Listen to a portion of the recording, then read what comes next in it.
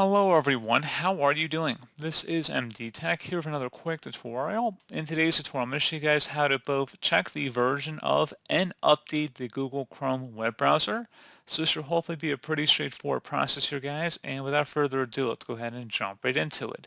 So all you have to do is open up the Chrome web browser if it's not already open, and select the menu icon up at the top right corner of the browser window. Just go ahead and left click on that, and go down and select the Help button and then select About Google Chrome.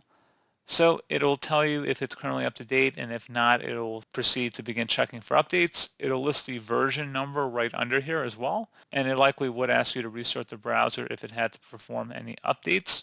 So pretty straightforward process, guys. Do hope I was able to help you out, and I do look forward to catching you all in the next tutorial. Goodbye.